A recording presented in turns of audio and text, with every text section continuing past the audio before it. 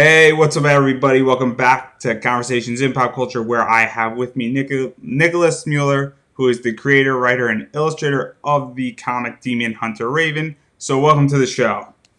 Thanks for having me again, Andrew.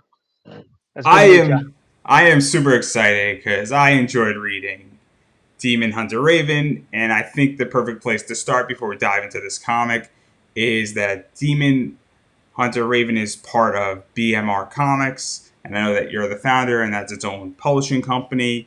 And so I think the best place to start and the most natural place to start is what is BMR Comics and what type of comics do you create and put out there for people to consume? Because people are probably hearing about this company for the first time.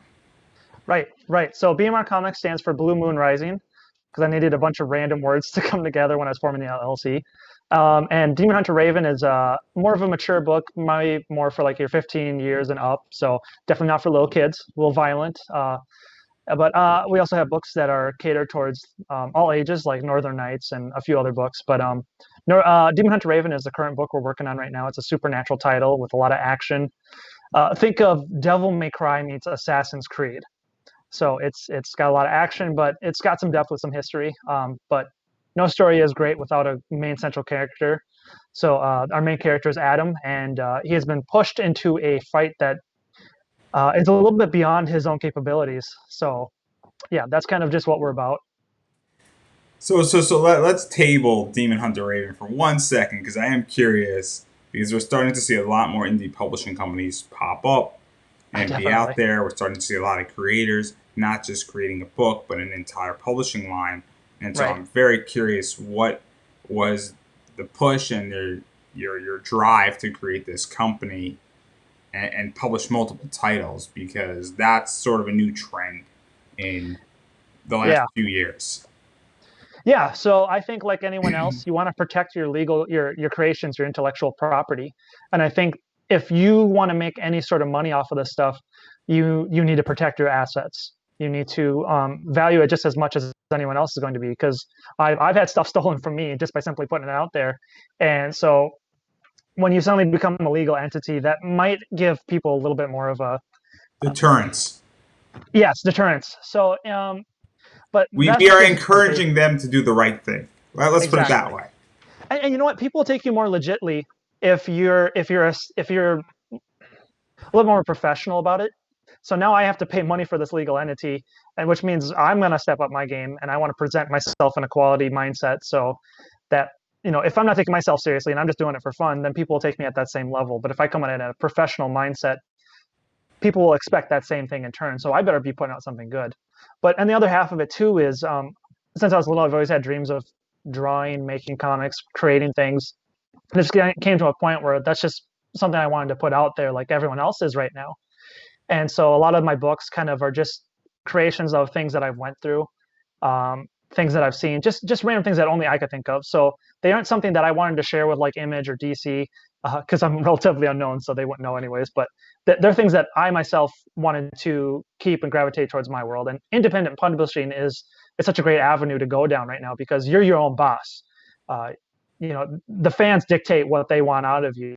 You don't have unless you've hired an editor to kind of curate and look over your stuff. Otherwise, you're your own boss. You're setting up your own goals, and it's up to you to achieve those goals. So that's what really attracted me, and that's why BMR Comics was created. And then we sort of tipped it a little bit, but the flagship comic right now is Demon Hunter Raven. And Right. you were speaking about what that comic is about. So, just so everybody's on the same page, what is the basic premise of that? And reiterate it a little bit. Okay. So Demon Hunter Raven is set in somewhat of a hyper-realistic sort of world that we are in. It's based in the Twin Cities, so Minneapolis and St. Paul over in Minnesota. And the idea and the premise is behind, let's say that there's another world outside of here, the spiritual realm, where demons, ghouls, vampires, and that operate, and they tend to mess with our daily living. Demon hunters themselves, their task is to basically protect and eliminate these threats. And so in Demon Hunter Raven, we're focusing on one particular character, Raven, and his journey through his battles and fighting these things and just eradicating demons. So it's that's the basic premise of it. There's a lot more to it, but um, it's about fighting demons. Is if you want to see a good action book with some really cool creations and designs, that's kind of the main buying point of it. Yeah, let's talk about this book. There's a lot going on in this book. There's a lot of stuff happening, and the first issue kind of talks a little bit about back history as well as provides some action and what's going on and motivation. And I think one of the frameworks is Adam's upbringing and Yes, his entire relationship with his father, because it's very fascinating. And I'm taking a leap of faith here. I'm assuming his mother's somewhat out of the picture. yes, yep. And so what is his relationship like with his father, for starters, and then we're going to sort of break it down even further. Yeah, yeah. So Adam is the main protagonist, and we're looking at the story through his lens. And in this book, when you become spiritually aware of the surroundings of you, you have something called the pneuma eyes, which is Greek for spirit eyes. You can see. So the whole entire idea is being able to see beyond what is around you. Um, Much of the themes behind Demon Hunter Raven is tragedy, um, having things happen to you that you can't control, whether it's divorce, a death, abuse, or just anything within that realm. And since an early age, Adam has been dealt a handful of tragedies since his parents' divorce. His mom's not part of this picture. He lives with his dad. There's a lot of brokenness in there. And so we're dealing with a young kid here that's just trying to navigate this world and he doesn't fully understand it. And since a young age, he's been able to see things that other people can't see. He's been able to see into the spirit realm. So he sees a lot of things that are haunting him. And so that ends up being a huge issue for him because he tends to stand out in a crowd because he's nervous, he's scared. In one of the pages, we have it where him and his father are hunting and playing on the idea of hunting, as in Demon Hunter Raven. They see a deer and suddenly a giant amount of demons show up because he can spiritually see that, but his father can't. And so we go into this whole idea where it causes a bunch of problems for him. And even in school, this causes problems for him. He ends up being the freak of the school because he'll suddenly have a freak out and there's nothing there. No one else can see it, but he can see it, and it might just be annoying him or causing problems. So since he's been little, he's been defenseless. He's been weak. And then finally later on, he gets a chance to maybe rectify those issues. But in terms of his relationships with people, it's broken. He's a very broken kid. He has a very weak foundation to stand on. And that has to do a lot with kind of where I came from. My parents were divorced. I came from a broken background, and a lot of this stuff in the story was something for me to use as a therapeutic device. I akin it to the idea of the crow. James O'Barr lost his girlfriend in a tragic car accident. He lost his girlfriend to a drunk driver. So the crow became an outlet for him to express his anger, frustration, sadness, depression, all through the pages of the crow. It was never intended to be published until someone saw it and they're like, wow, this is beautiful, which it is incredibly beautiful. So after hearing that, I was just like, I need something to vent through. I can't just go insane and just start yelling at people because I've had severe anger issues, which is very much what Adam comes from too. He's the type of person that punches first and asks questions later if he remembers to. So in many aspects, the book is about tragedy and overcoming many obstacles that maybe you were never taught how to deal with it. Because I think a lot of adults today are emotionally stupid, to put it kindly, as if we lack the ability to express our emotions, handle situations, handle stress. And while this book may not handle that right away, it's going to be a long journey because we're going to see this guy go from absolute chaotic emotional mess to maybe achieving maturity at some point, to answer your question. So there's a lot more I want to tackle with this. So I do want to make it clear because I don't think his father is necessarily abusing him. I think his father is No. being very loving and Yep. being as much loving as a father can be. And I think that's a very nice trait in this book. Because I think that, unfortunately, and I'm going to get in trouble for saying this, but I think fatherhood in many ways in this country right now is vilified. Yes. And so I think that he's teaching and taking his son to go hunting, and then when his powers awaken, he explains to his son what his powers are and what they're seeing and all that stuff. And he doesn't yell at his son for not shooting the deer when his powers awaken, or he doesn't bash his son or attack his manhood in many ways. Mm-hmm. And so I think that's something that's very interesting with this. And then what are Adam's powers exactly? Because this sort of, we see it later on, but obviously he could see things. He now knows that it's not him imagining it, as he was told when he was younger. They're real. And that he also can sort of harness an energy for lack Right. of a better word, and I'm not exactly sure what that energy is. And so, what is all of that? Because clearly he has this power, and also his father gave him something that might also play into that power. Yep. So, what is all that surrounding that? Well, a lot of that will probably be answered more further on. Um, the second chapter will actually answer some of those parts, so that's what we're getting ready to kickstart is a further explanation of that. So what your Andrew's talking about here is Adam got handed something called the Lightstone, and as you'll read about, the Lightstone is really important throughout history, and it hasn't been described yet because man, mystery is fun to play with, but the idea behind it is it's an important value. Some people consider it a weapon. Some people consider it a gauntlet to protect people. So for whatever reason, his father has a hold of this thing, and he hands it off to Adam. And in the process, this thing starts talking to him for whatever reason. We don't know why yet. And so this thing tells him, "Trust me, put me into your chest. I will protect you." So think of like Iron Man's chest plate in Iron Man 1. This thing is basically his life support now. So this thing fuses with him and then gives him access to a suit of armor. And so the suit of armor becomes basically like spiritual armor in a sense to combat against the spiritual forces he's going to be battling against. And the suit of armor basically, at this point, we don't fully understand it, just much like he doesn't. We haven't been explained anything. And there will be a major sort of deal with that in the second chapter that we'll be coming up with. And it's gonna be playing a reoccurring part.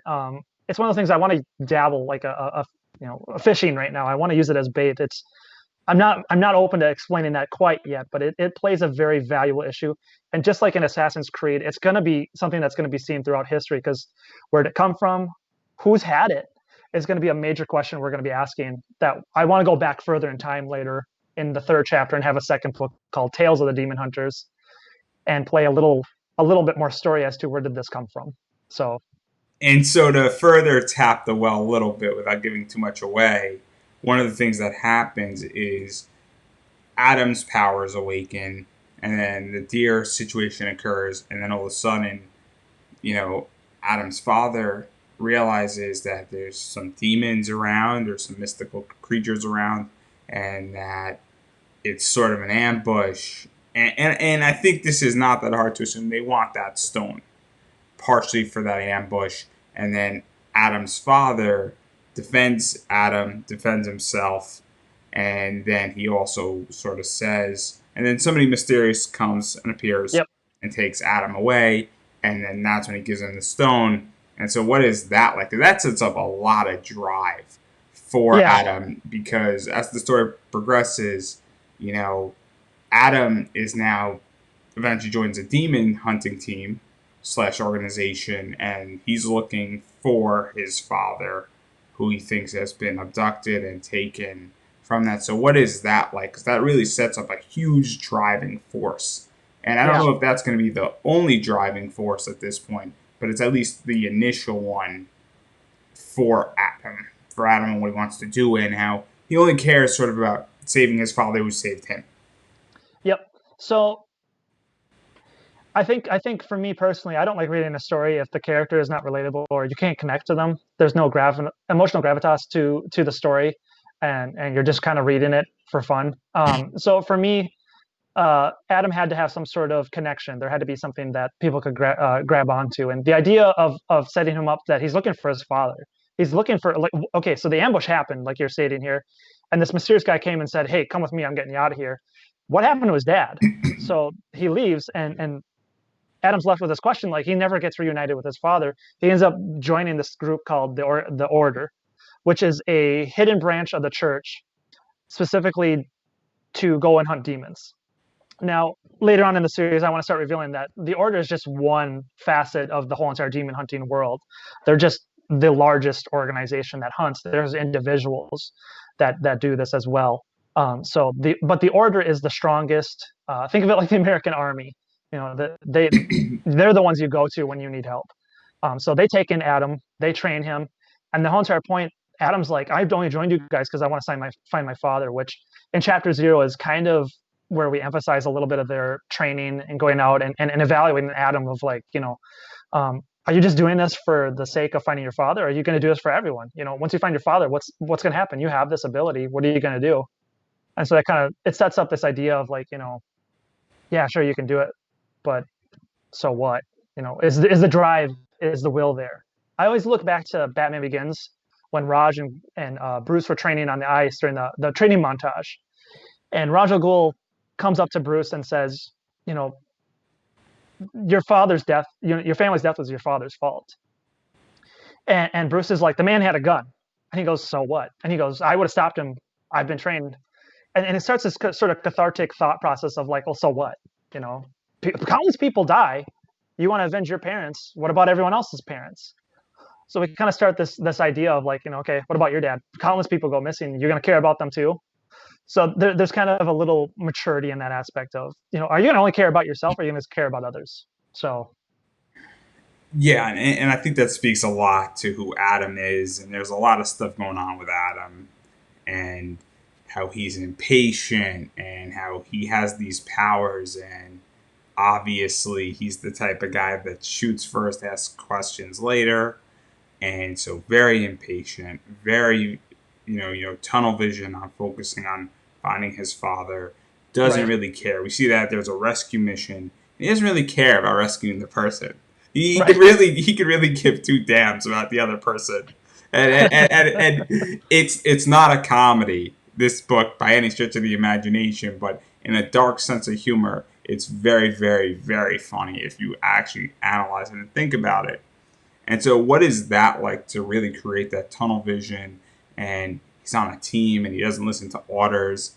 And he's got right, that cockiness and that smugness out there because you kind of like him for being a rebel and a maverick in many ways. But at the same time, you also get the sense that he could endanger everybody on this team. He oh yeah, could kill the person they're trying to rescue. He could potentially kill his own father with his recklessness and all that stuff. So, what is that like to play with? Because it does make him relatable, but it also kind of makes him sort of an asshole, yeah, for lack of a yeah. better word. Um, well, in reality, I was just looking for a way to layer a character because, like you and me, we could be talking and we could have a disagreement, and it doesn't, we could have, like let bygones be bygones. And I think people are not just so easily like one thing, and his drive, his tunnel vision, like you're saying, really sets him up for failure. As I was saying earlier, he's got to start thinking about other people, not just himself. And really, that was kind of a lesson I had to go through as a teenager. When I first started getting into the workforce, I was incredibly arrogant and self-centered, but I didn't see myself that way. That's not how I saw myself. I saw myself as like driven, like I'm gonna get this. You hear about these countless people, these creators, even on YouTubers that are just saying you're like, gotta grind, gotta get this. What are you sacrificing in the process? As a father now, I'm a father, I'm a husband, I'm responsible for several people. I can't just be idealistic and driven and just go like, I'm getting my bread, I'm gonna get my pay, screw everyone else. I got to teach my kids the same sort of thing of respect others. So, and when you're creating characters, writing wise, no one wants to sit and listen about a one layered personality person.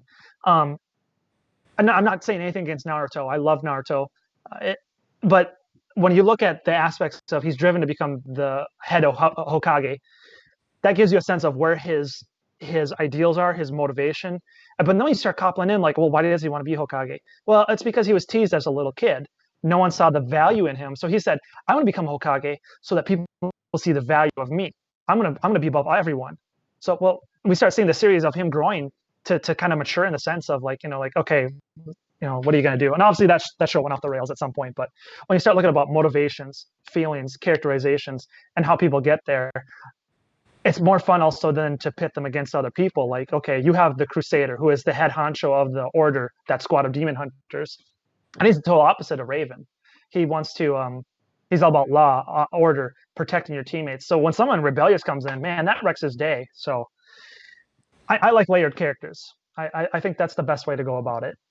And to even talk further about this, Raven slash Adam kind of gets his ass kicked Yeah. due to his cockiness, but the only sort of thing that saves him is this power, where that power prevents him from getting killed, and it also Hmm. allows him to sort of kick it into overdrive, for lack of a better word.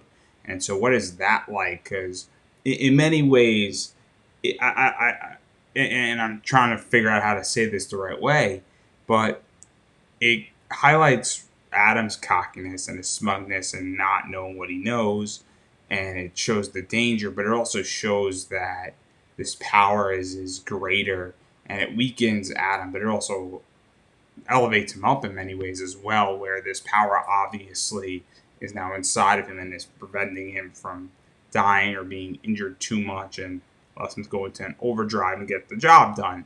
And so that Right. creates a very interesting internal conflict and sort of breaks the character, but also doesn't break the character, if that makes any sense. No, yeah, and that's deliberate.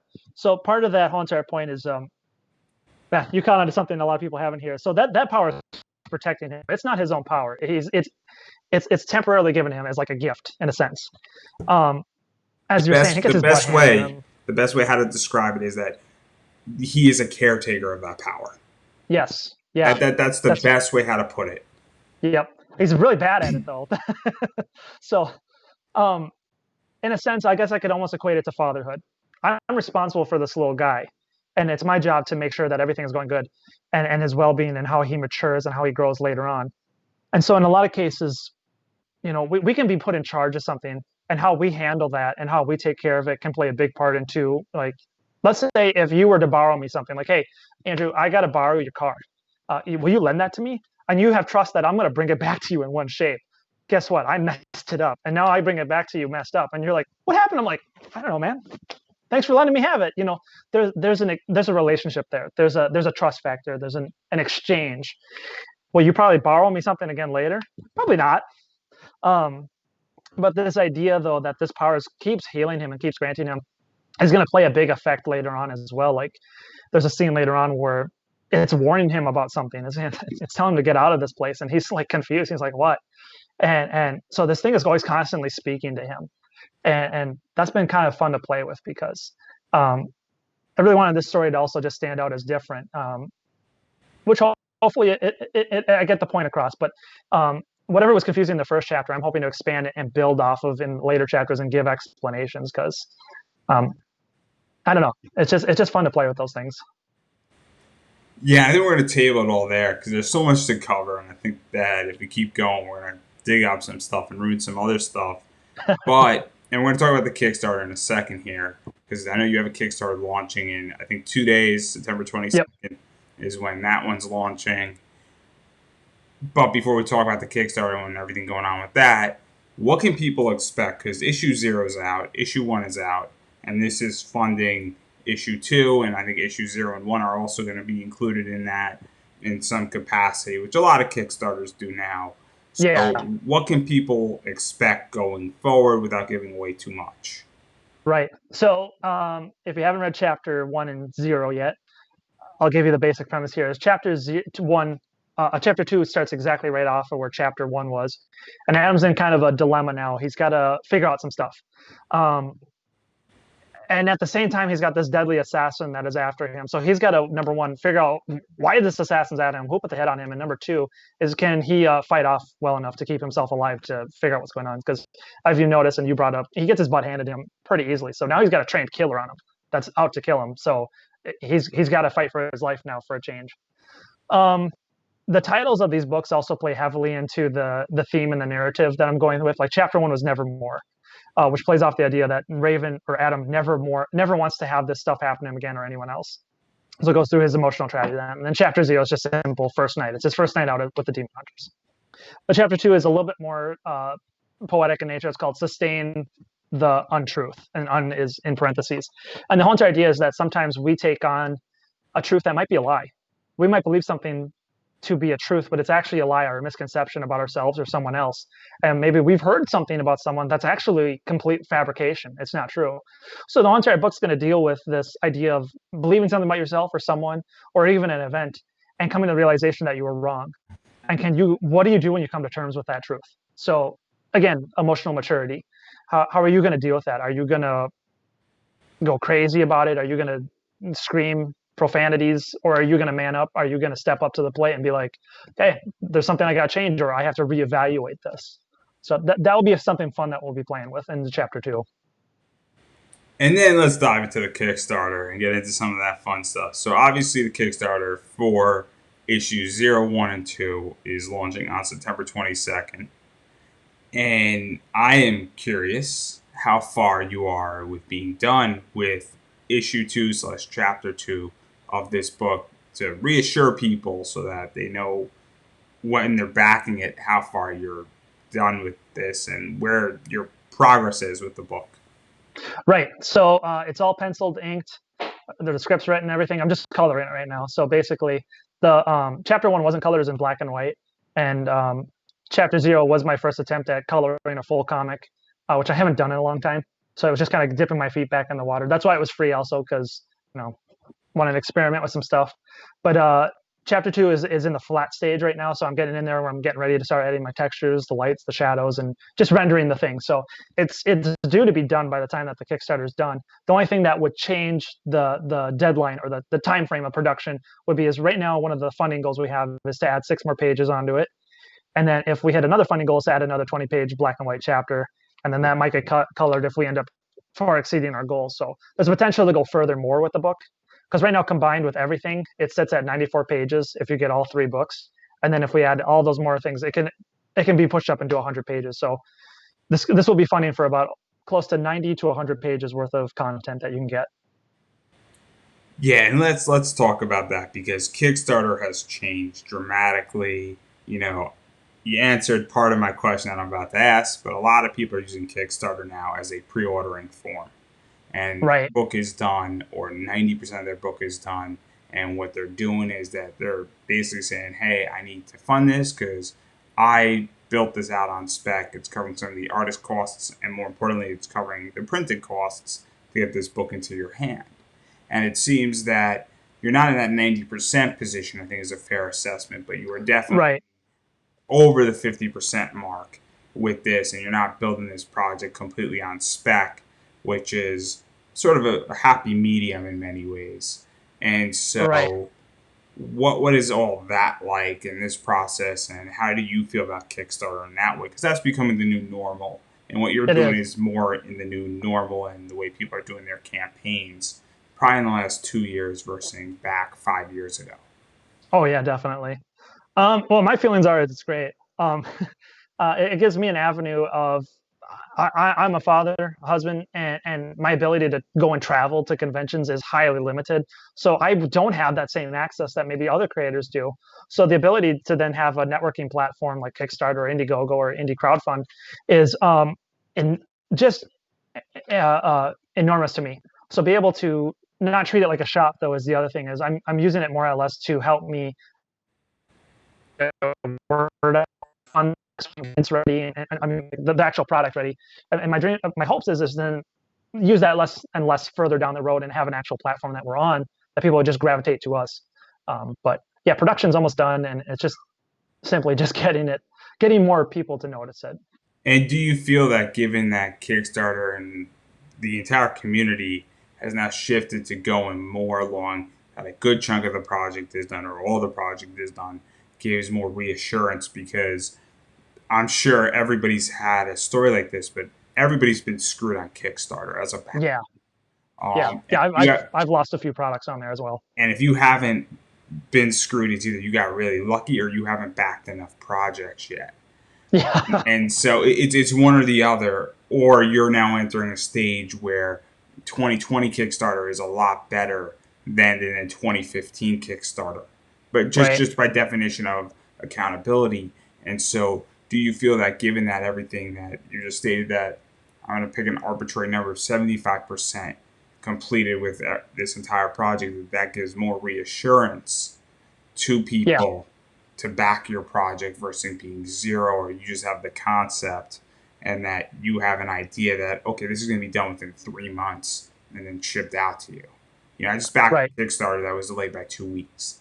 That makes me feel reassured and they let me know what was going on where the shipping got delayed by a week right. and so that to me is reasonable, but there have been projects that I've backed that have been delayed by 2 3 years and that's not acceptable. So I'm just Right, curious how you right. feel about all of that and this new trend because it definitely seems it's more assurance and accountability, It is.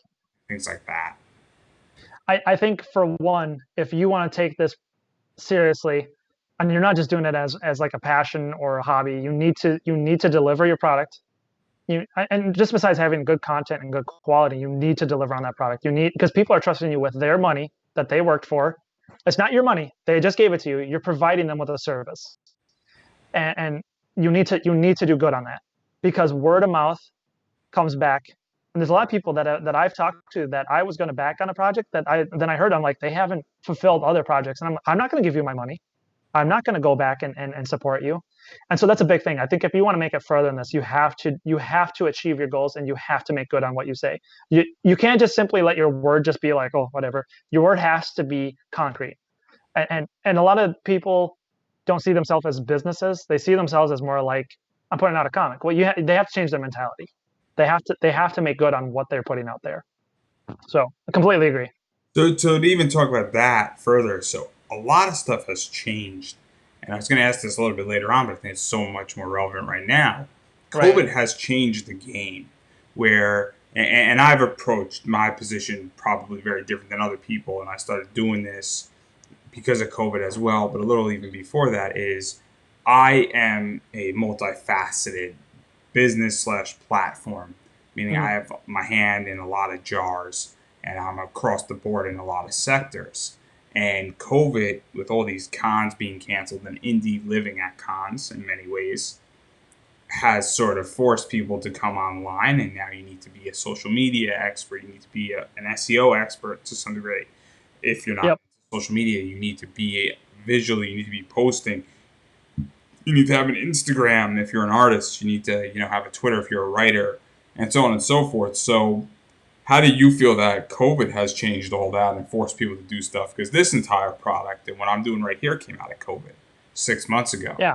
And in 6 months, just to drop a ball here, this is my 61st interview in 6 months. And if you think doing 61 interviews in 6 months is easy, you go Oh out gosh. and do it and tell me how you Yeah. feel after all that. But I digress. And getting back to a more serious issue, how do you feel that COVID has changed all this? Because clearly there is pre-COVID with all of this stuff, and now there's Right. COVID, middle of COVID, which we're still in, and then obviously there's going to be after COVID, which is going to have some of pre-COVID and other, I guess, modifications, for lack of a better word, Right. on the indie comic scene. Um, I know it sucks for a lot of people, and it's definitely changed the landscape, and it's definitely not something that you wish upon anyone. But like with any business, you have to be able to adapt. You have to see where trends are going. Like you said you grew this out of the current situation that's growing. So I think you can see it as a negative. You can see it as something that's horrible, or you can look at it and go, okay, there's a different opportunity here. I'm going to change gears. We're gonna tackle this. We're gonna go on this. Like, people don't trust to go to movie theaters right now. So what are people doing? They're sticking to streaming platforms. They're going to YouTube. They're sticking to what seems safe and normal. So in that sense, I'm comfortable, but at the same time, I know there's going to be another transition coming down the line. When that is, hard to say, but I'm sure we could all predict a certain day or time and week that we all probably have in mind. But the idea behind what I keep thinking is, don't get comfortable with where you're at. Plan to change again. Don't keep a concrete idea. Keep your ideas flexible and adaptable, so that when something does change on the line, you're not left behind. Um, like when DC was constantly trying to figure out how they're going to deal with this epidemic, and get shops on board with stuff, like they changed distribution platforms, who was like they changed the game completely, and Marvel was sitting in the back going, well, let's just see what they do. I mean, that's a safer bet for Marvel, because then they can watch DC take all the hits and blows. But then DC got ahead of them a little bit, and maybe because of DC, we're back on a normal playing level, or like shops are open and they're putting stuff out there, and it's not much of an issue. And I know it's different for everyone else, but sometimes you got to make mistakes, and sometimes you gotta play with what you got. So, is it comfortable? It's business. You got to play with what you got, and it's not always fun. And even going off of that point, because obviously cons are going to be changing massively too. And I know you don't Yeah. go to a lot of cons, and I know a lot of other indie creators go to a lot. I know a bunch of them are hurting because of that. Right. And so I'm just curious out of the cons you go to, what you feel is going to have to be changed. And we're also seeing a lot of virtual cons, and Wizard World is hosting a bunch of those, and those aren't doing all that well. No. So And so, not to beat up Wizard World. I don't believe in beating somebody up for no good reason. At the very least, I Right. would say that. But obviously, we're starting to see that even not working that great, and even DC fandom and that stuff. That's terrible. It's I'm sorry. there were certain components of it that were great, and there were certain components Yeah. of it that were rough, and obviously a lot of these conventions don't have it down. And even Crunchyroll Expo, I heard wasn't that great, and a variety of Yeah. other stuff. And there's a variety of legal issues that are pursuing as well. Hmm. If you read the contract and I was invited, I actually had to turn down that contract. It was Oh. extremely onerous, um, Huh. and very, very, very upsetting as a business and as somebody who's in a lot of facets. But I digress again. But where do you see all that going? Because obviously, nobody knows what's going to happen in Right. COVID. Nobody knows what's going to happen with when we head into the winter and when we come out in the spring, and even the confidence, Yeah. as well as the economy. And I hate to bring that up as well, but we're pretty much in a suppression that turned into a recession. I think Yes. is a fair way to put it. And we don't even know the full extent, but for the last 6 months or so, every month the U.S. economy has lost $1.1 trillion each and every month, and Right. 100,000 small businesses are now permanently closed. Just statistic wise, for everybody looking out there. So, given those facts, and you could fact check me if you would like to, and you could deny my facts, but I think the volume what I'm speaking to is the real point here. That clearly, what does that look like for indie books and the con scene, and even going online and getting new customers, because money is now becoming tighter again. Right. Right. So I think in that case, charging $25 for a 48-page book is not going to cut it. I think you need to relook at what you're putting out there, and you need to provide more content at a better value for the reader. You can't just be in it just to make those $20,000, $30,000 campaigns. I haven't made one of those yet, but I think if you want to make it in the indie scene and level it with the rest of the people, you need to understand: is your content good enough? Are you pricing it at a good range that people are going to come to you? Because a lot of these people have an issue with accessibility. I know a few guys that they started out really small. They put their books up for $2, and they have grown into like 10 issues later, and they are still at that same price value. But now they add more value with later tiers, and more people are jumping on because now they see the value behind that product. Um, I'm going to bring up Pops for a minute, the guy from Comic Related Madness. His idea of conventions is something that I've always stood behind, as in, you go to a convention to meet and greet, network, meet these people. And what Wizard World's thing is kind of off is that it loses some of that familiarity, that formalness, the ability to talk to the actual people. Like, yeah, sure, you can Skype with some of them, but there's you're on a computer screen, and there's some value lost behind that. But I really like how Pops has coordinated this idea of like it's a show. People are all gathered there. It's like a party. 6 people on there. They're all goofing off. They're having fun. I've actually become more invested in more of the indie creators now because you get to hear more of their thought processes on stuff. And when they read your comments back and you can engage with them through the comment section, it, it makes the show that much more engaging, and it puts more value behind it. So I think people that aren't adapting quick enough need to just change their gears, because the conventions, like you said, aren't going to be the same, and who knows what they'll look like and how quickly will what normal will look like from this point on. But I think now is a really good time for indies to step it up and reevaluate their price points if they're not already have already done that. And now let's come back to your Kickstarter. We're going to reevaluate this in a few minutes, but I do want to talk about the rewards that you're offering. I do want that exclusivity to some degree Mm-hmm. before it goes live on your Kickstarter. So, what are some of the things that you're offering? I'm going to take another leap of faith here. I'm assuming you're going to have a digital version, Yes. because we're in that age now. I'm assuming you're going to have a physical version as well. I'm also assuming that that physical version probably will come with a digital Yeah. version, Yep. just because why wouldn't it? Um, Exactly. and people really appreciate that, because people collect indies and they like their book to be pristine, but they want to read the book. And Yep. so that's really wonderful because people really like that, and I appreciate when comics do that. And the Kickstarters that I've backed, where I got a digital file and I don't have to touch the book and it just sits beautifully. But what other rewards are you offering? What price tiers are they at? What is the goal? And then stretch goals and what's going on with all that stuff so that people have an idea of what to look out for when they pledge in 2 days. Yeah. So number one is I have a bunch of digital parts that a five, $8, and a $15 will be to help international backers because international shipping is insane, and I'm not particularly sure on my end of always providing on that service. So if you don't feel like I'm providing a lot of digital content for a very cheap value, um, so you can get like the full BMR catalog for like $15 digital, and that's about $200 200 pages worth of content and an art book and everything. And then if you just you want an easy access point, go for the $5 or $8 tier, which is chapters 1 and 0, or chapters 2 as well. Just if you're not familiar with the series and you're not sure that you really want to invest that much in it, there's a good starting point right there. And then just to get chapter 2, which because with chapter 1 we funded, so now we're going into chapter 2. Chapter 2 is going to be at the $10 level just to get the single book. And then once you want to get all 3 chapters together, they'll be at the $25 level. But if you're a day one backer and you've been following BMR and following them with the newsletters and everything, day one people are going to get some discounts on there, as long as the BMR catalog people. That'll be at the $65 level. But if you come on now, it'll be at $50. So you can get $200 worth of pages, colored art books and that stuff for $50. But once you miss that one day backing, it's up to $65. So, people are going to want to jump on there real quick and get that at that value right there. And then later on in the tiers, we have some people that want to invest into it where you can either get drawn into the book. I'll have 3 slots open for that.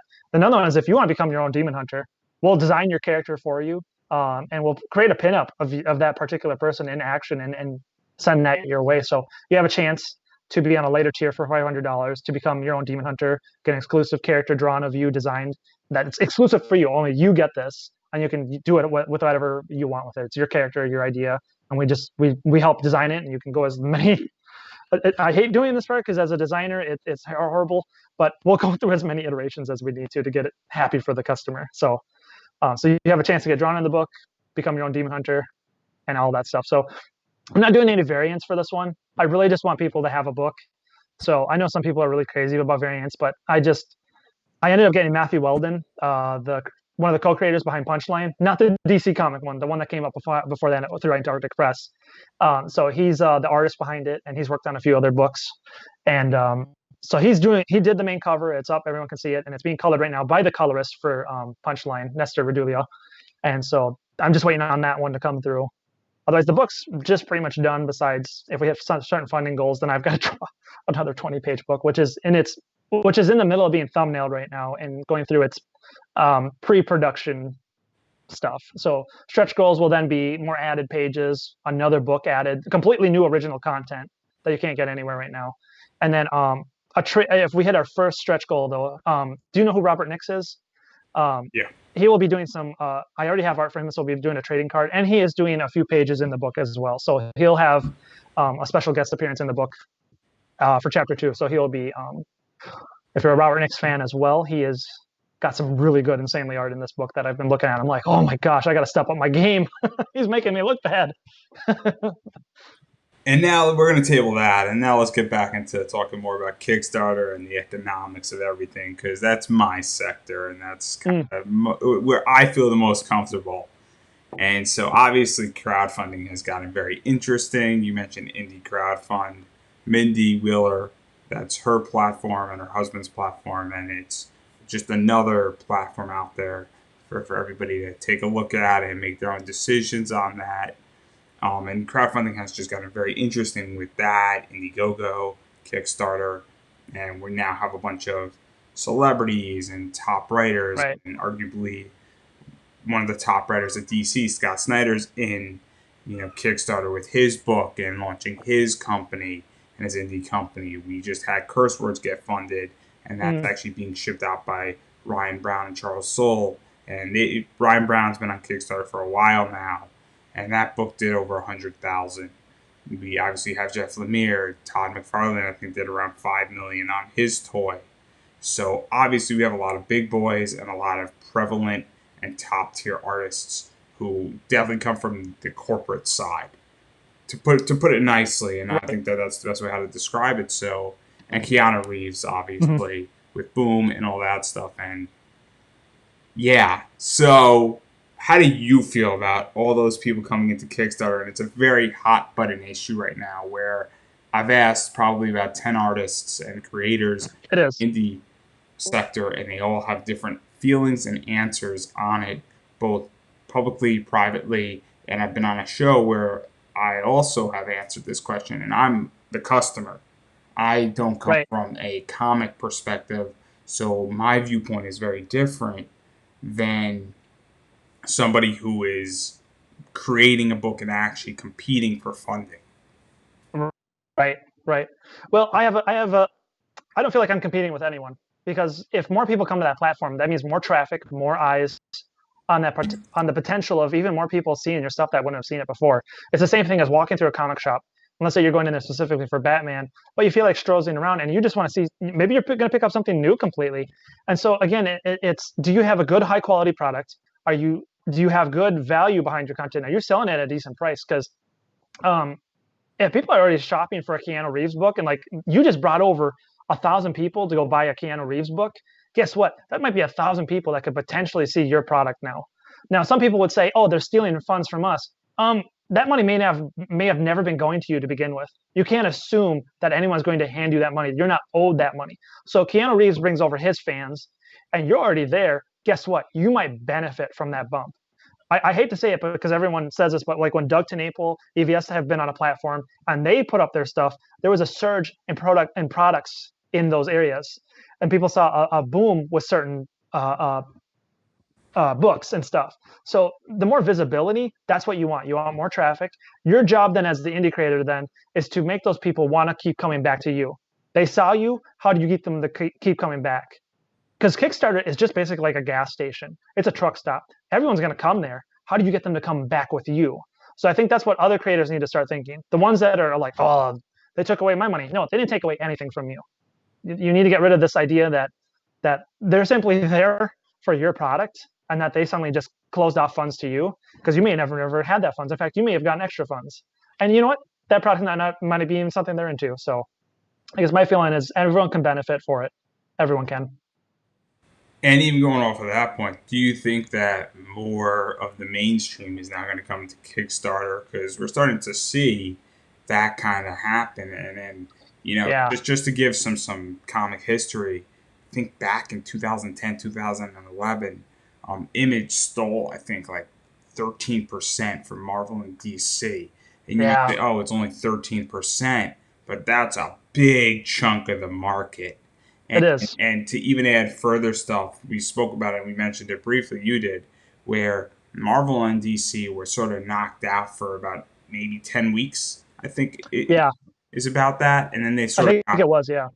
back on, but like a lot of the stuff with Punchline got delayed and all the events got delayed. And that's why we're starting to see now, you go on certain comic websites, there's like legitly 30 books of the same thing. And we're starting to see that coming and being Yep. released. I mean, in 10 days, Spider Man 850 is coming out. And I'm pretty sure that was supposed to come out in the summer, not Yep. in September. So, and Indy had a leg up. So, do you feel that this is going to become more of the new normal where as people are getting sick of DC and Marvel and possibly Image and that these I guess don't want to say celebrity writers but these prominent writers and these Right. top writers want to tell other stories that maybe couldn't get published that they're going to come into Kickstarter and that there's just going to be more of a drive into those platforms. Yeah. Totally. I think we will. In fact, actually, I think we're seeing that already. I think we'll just see a surge of it later on. I think a lot of these guys are realizing that a lot of people left. A lot of people just up and left the comic industry and stopped buying comics. I know. I know. I did. I don't. I think the only thing I'm picking up right now is Batman because of the art. And as an artist myself, I want to sit and study that and be like, how did he do that? But otherwise, I'm not reading any mainstream books myself. um, I've been exclusive indie for the last 2 years because like guys like Tim and Mark, the guys, the creators of Common America that are just funding right now, like they're putting out exceptional items. So I think a lot of people are starting to realize that okay, if people like EVS and Duct and Apple can be making big money and they went out on their own, and not to say everyone's going to make that big money, but there's a lot of guys that like they don't have health insurance, they don't have that day, like it's a day-to-day paycheck, and then they see these guys over here who they hate probably making money, going, oh, that's not such a bad idea. So, are we going to see a surge? Probably. It's a very enticing offer. If you think it from a business standpoint, why wouldn't you? Maybe you hate the people on it. Maybe you hate the platform. Business wise, it's a very smart move. It's a very smart thing to do because if you can make that money and you can connect with your audience, like Jeff Lemire, if he can connect with his audience through that, or Scott Snyder, he can connect with those people through there and have like basically the direct hand of being like, here's my book. Why wouldn't people want to do that? So yes, I think it's inevitable. As to how it happens and how long it happens, I think it'll be kind of like the image thing you were talking about earlier. Like I think we'll see it for a while, and then I think something else will come up. So yeah, I think definitely. Well, I think that that's a great place to stop right there and wrap up. But I definitely want to give you an opportunity to promote yourself, what you got going on, what books, where people can find you, where people can find BMR comics and other stuff. Because there's a variety of other stuff we didn't get to touch upon. Where can people find the Kickstarter when it goes live? Where can people find you on Facebook, Instagram, Twitter? I gonna assume you don't have a TikTok. You know, Not that it anyone might can be see, banned anyways. now. Might be banned now. Yeah, that's weird. But, Yeah, no TikTok. so where is all the stuff that people can find you at and support you and check out and be up to date when that Kickstarter launches on September 22nd? Right. So if you want to find me anywhere, it's at bmrcomics.com. And then Facebook page, Instagram, or just BMR Comics of the same title. If you want to find me personally, I'm Nicholas Raven Mueller on Facebook and on Twitter. I try to keep it safe and not spicy so that everyone can have a good time. Because I believe in networking with people and having fun. So if you want to find my stuff, that's where you can go. And I don't know if you want to talk and just hear about something funny. Hopefully that's where you can find it. So yeah. Well, there you go. It's launching on September 22nd. I don't know if there's like a keyword they could type in on Just Kickstarter. Demon Hunter Raven. What My was bad. it? I Could should you have said repeat that it? earlier. Could you repeat it? Just Demon Hunter Raven. So there you go. Just if you go type in Demon Hunter Raven on September 22nd, the launch, it'll appear. It might even appear now saying this Kickstarter is going to sort of launch, notify me when it's going to hit. I think but I think so. I haven't checked that myself, but yeah, it is on a pre-sign up right now. So if you want to be one of those day one backers, sign up now because those really hot spicy deals are only there for 24 hours, and then I'm not nice enough to keep them up anymore. so there you go. And I'm going to also take an assumption here that there's not going to be a limit on picking up that $50 deal for Yeah, no limited limit. to 100 people, for instance. Yep. If everybody goes and on day one and they want to pick it up for $50 and you fully fund and then you don't get backing for the rest of it, but you fully funded like 10,000%, you're going to be thrilled. So Exactly. that's the thing, guys. And I've been saying this with a lot of people, and I know a lot of people on Kickstarter like to be the first person. They want to be the 100th, or they're waiting to put that person over the fully funding, or they want to be that 700th backer. You Right. know, please don't be that person. It means a lot to people when they fund. I would imagine, it's the same thing with a lot of other things. So, and there's incentive because things are going to be Yep. cheaper on day one unless you want to pay more money. And if that's the case, I mean, I'm sure, Nick will take it. I'm pretty Oh, I'll sure. take the money. Yeah, definitely. I'm sure he'll take it. But if I were you and you like it and you like what you heard, day one, get notified, pick it up, definitely throw money at it. And on that note, and I've been saying this with everybody, look, it is back Kickstarters. Definitely, if you like what you hear, back it. I can't express Mhm. that enough. It's so important to support indie comics. But if you don't have the money, or you're taking care of your family, or you're waiting for things to kind of settle down because we're in crazy times right now, things are wild in the world, and you're just making sure you're okay, please make sure you, your family, yourself, your partner, your dog, or your cat is okay. Please take care of them first. And the best way, if you can't afford to throw money at something, is support it on social media. share it. Shoot somebody a message saying, hey, really liked your comic, really enjoyed checking it out, saw it, super stoked, really excited, just keep up the good work. I can't wait for the next thing. And sharing it is so important. I can't express that enough, whether it's on Facebook or Twitter or Instagram, because you don't know who might see it because of you sharing it, and they might be a backer, or they might share it, and then all of a sudden, because of your share, you might have gotten that reach out to 4 or 5 more people, and it makes a difference. And the only excuse for this is if you don't have internet or electricity. And if Right. that's the case, please call me, because A, I want to help you. And then secondly, and more importantly, you have some technology that I don't have because you're watching me in a mysterious way. And there's a business opportunity here for the both of us, for me to make a lot of money and you to make a lot of money. And I like money. So please, if you're watching this without internet or electricity, please contact me, because there's an opportunity and I can help you, and you can help me, you can help yourself, and we can get rich in the process. But that's the only excuse. And if that's your excuse, you have to call me and get in contact with me, because I like money and that's what I want to do. So again, please support. You have 2 options. One of them, if you got the extra money, throw it out to Kickstarter. And the second option, minus internet and electricity, social media, and it's free. Facebook, Instagram, Twitter, they're all free. So please consider throwing support that way as well. Awesome.